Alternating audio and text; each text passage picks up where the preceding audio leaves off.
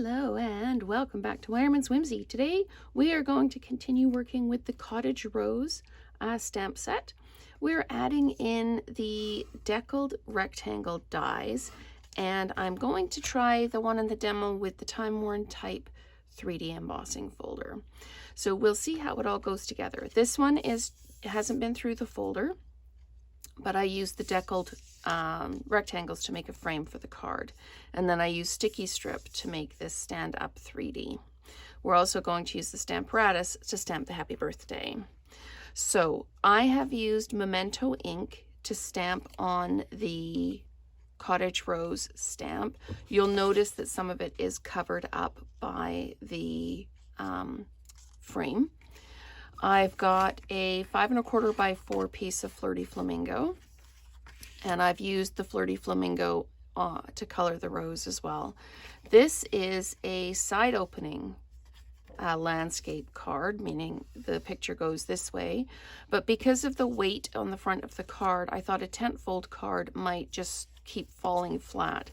So I did this as a side opening card. And to do this, you take your 8 1/2 by 11 piece of cardstock and you cut it down the middle at 4 1/4, and then you score it at 5 1/2. So that's how you make the landscape card. Again, you take your 8 1/2 by 11 and you cut it at 4 1/4 all the way down, and then you score it at 5 1/2. You could do it as a tent fold this way if you wanted to, or as a side opening landscape card, which means this one is going to stand up a bit longer.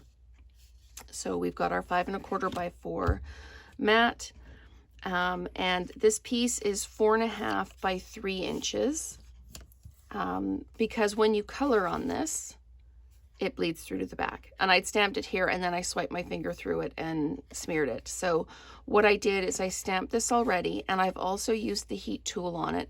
You can see it's shiny when it's wet, and I use the heat tool till I can't see any more kind of wet spots on it. Then with the dies, I used 2 of the dies, the largest and the 3rd or 4th largest, whichever size frame you want. And I used sticky notes to hold it down, and then I ran it through the Stampin' Cut and Emboss. You have 2 options when you're stamping the greeting with this one. You can cut this out first and then use your Stamparatus, or you can stamp it first and then cut it out, whichever works better for you. The nice thing about this is it leaves you with a whole bunch of usable pieces. I was very careful when I lined the dies up to make sure they were square. So you now have a frame if you wanted to put it around another card. You can put it around another card. You have a greeting block cut out of the middle, and then you have the frame we're going to use on the card. So before I do anything else, I am going to I'm going to use the Stamparatus to stamp this so that it has time to dry before I put it through my embossing folder. So I will just get my Stamparatus out wherever I put it down. So here's the Stamparatus, and I've already lined this up. I've got my happy birthday from the Cottage Rose set in already. When you're inking these up, if you have the stamp box or an ink pad underneath, it holds it steady instead of kind of rocking back and forth a bit. I'd already tested this and lined it up, and I've made a pencil mark here so I know where I need to have my corner. So I'm just going to use my magnets to hold that down. My Memento ink, I just re-inked it, so it's really juicy, which is part of the reason that I have to wait for things to dry. So let's just pop that down like that, and I'm going to swing this over. Give it a little push, not a lot of a push because I don't want to squish the letters out, but now it says happy birthday for me. This grid paper, you can either cut down larger grid paper or you can buy it as a special size for the Stamparatus. It really helps in lining things up. So we've got our frame. It will go through the folder, but not yet because I want that ink to dry so it doesn't actually transfer to the folder itself. So with coloring, as you all know, I am not fabulous with this. It's not my strength. Let's just put it that way. So I'm using a light Daffodil Delight to color in the little flowers. I don't know if it's yarrow or it's a type of mallow that's around it. And then I'm using the Flirty Flamingos. I'm using dark Flirty Flamingo kind of in the shadows of the flower. Basically anywhere where there's the darker lines on the stamp, I'm kind of adding in some darker Flirty Flamingo just to create that kind of the depth in the card. So, and this petal is up, so I did that in the dark Flirty Flamingo as well. And I also need the Daffodil Delight to do the middle of the rose. So I'm going to go around with the light Flirty Flamingo, and I'm just going to blend all of this in. I use the Memento ink because once it's dry, it tends not to bleed into your color. If you use just a standard ink pad, sometimes you'll find the outline blending into your color and smearing a little bit. So I am just blending all of that together so it creates the depth.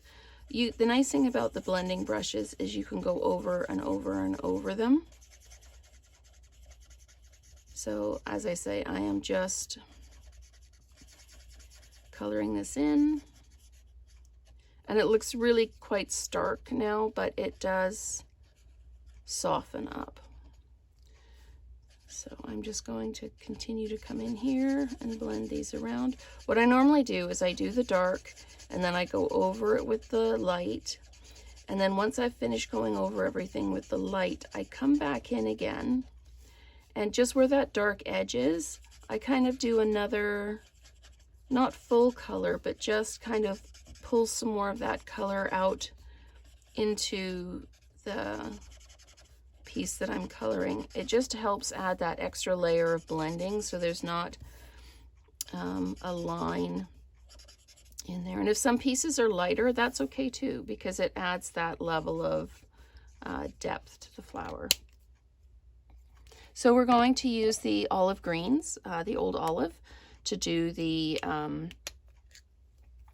leaves and stems. So I'm just going to just ever so lightly just use the thin end and just touch it down a little bit, not pressing very hard at all, hardly touching the paper so that I get that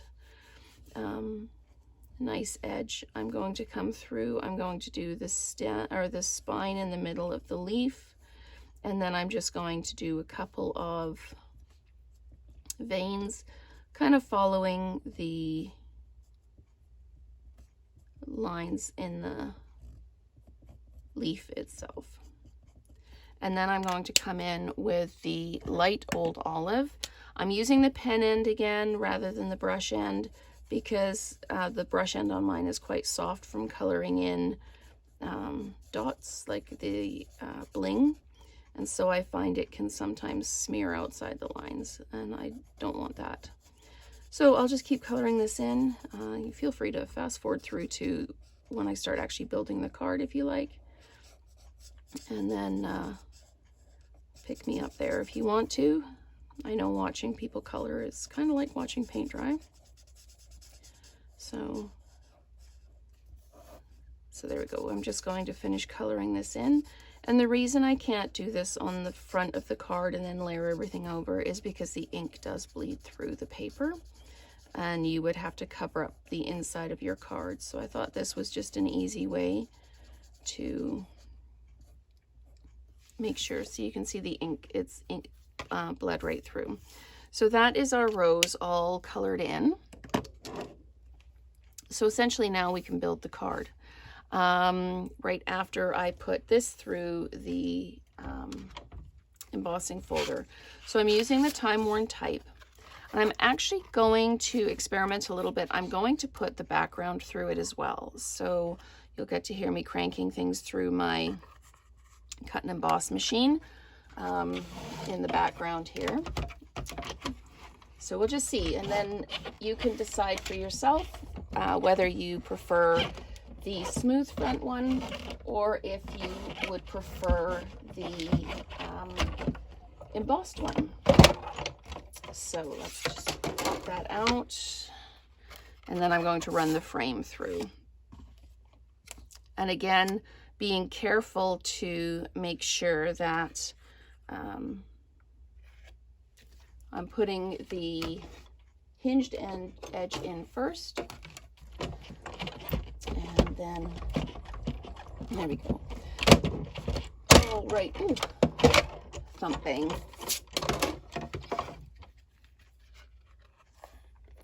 There we go. So there's this, and I'm going to leave this open because I want to wipe it off just in case I did transfer any ink. So what we're going to do now is we're going to build the card. I've got, again, this is Flirty Flamingo 5 1/4 by 4. Because I've run it through the embossing folder and the edges are very uneven, I'm going to put adhesive all the way around so that it stays glued down nicely. Okay, then this one, same thing, going to adhere it to the middle of the card here. And then I will put the frame on. And to add the frame, I've used my sticky strips. It's the foam adhesive strips. And I've already pre-cut them down to size. They come in a package like this. You get lots and lots of it. So some pieces I have already cut down to show, or to the size that I would need for this. So it's just a little bit easier as soon as I can get this off the, I can't break that one away. There we go, from the backing. So, and then I just put it in the middle. You could use dimensionals as well. The adhesive foam strip tends to make it a little more stable. You could use a few dimensionals, you could use a lot of dimensionals, whatever you have at hand, whatever works for you. You could flat mount this as well. I just like the depth that the frame being lifted gives the card. So I'll stick this down. The nice thing too about the sticky strips is you can bend them into shape. So if you've got an uneven piece that you want to adhere down, then you can use these. So there we go. I'm just gonna pop that down like that. Take off my tape. And then I'm going to put this down over top, making sure I can see that Flirty Flamingo base underneath like that. And there we go. And then I'm going to add some of the fine sparkle adhesive back gems because I thought it looked just a little bit plain like that. So I just took some of the small gems and just popped them in the card like that. Just 3 of them, kind of random places. And there we have the happy birthday card using the Cottage Rose set, the Deckled Rectangle dies, and the, what did I call them? The fine sparkle adhesive back dots. So those are the 2 versions. The one I did first with no, without running it through the Timeworn Type embossing folder, and the one with the Timeworn Type. And I have to say, I kind of like the Timeworn Type one. But anyway, thank you so much for watching, and we will create together again soon.